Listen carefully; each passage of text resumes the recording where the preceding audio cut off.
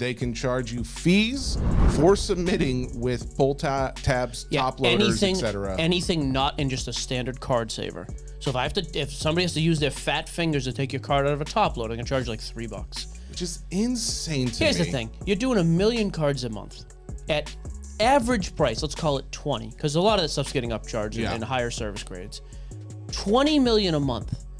You're going to charge me $3? This is where I get a little irritated with the nickel and diming stuff. I was in Shep's, the local card shop, the other day, and he was telling me about, he was actually on the phone with SGC because there was a card that had like it had a hair in there or a part of some cardboard that got like in a the holder. game-used hair? Oh, okay. Got in the holder and it made like a slight little indention on the card. He was on the phone with someone at SGC and they said, "We're so sorry, send it back to us." You said SGC, did you mean PSA? Nope, I mean SGC. Okay. So he's on the phone with them. He sends the card back to SGC.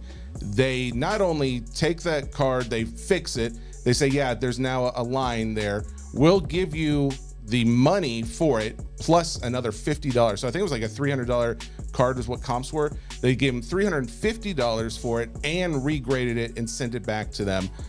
And they did it all within like, I don't know, a few day turnaround time. You cannot beat the customer service at SGC with any company in any industry, except Chick-fil-A. So he said... They're the Chick-fil-A of the card world. He said that, in contrast to that, he said he just sent in some personal cards of his own. One of them had like some line on it, very similar issue, but there was a line on there when they graded it. But he said 100% he knows what not to send. Everything he sends is like a 9, 10, and he gets this one back and it was like a 5.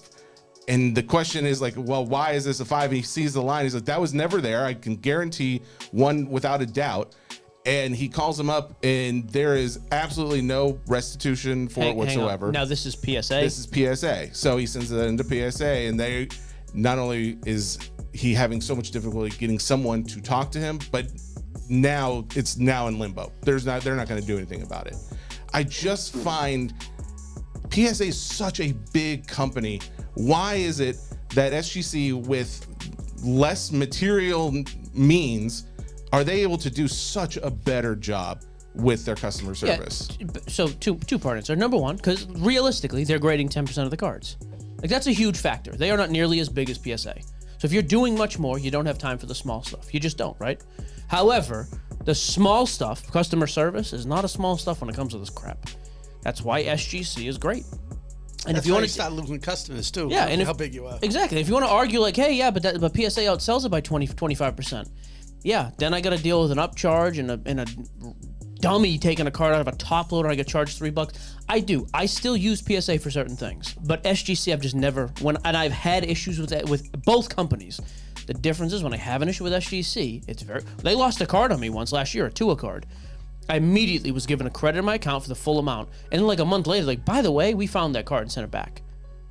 Cool. Yep. And now some would say, well, you're getting preferential treatment, you're a sponsor, you're a big hobby name. That's fine, that's fair. But I also hear this from hobby nobodies. I don't say that to insult, but like people no one knows in the hobby. Well, and I mean, I just gave that example of someone that's not sponsored. Yeah, but dealing with Shep's a big deal, you know, so that's what I mean. But like that happens with guys who send in 10 of their own cards. So that's why I'm saying, people always want to argue, why do you talk SGC? I think they do the best and most consistent job grading.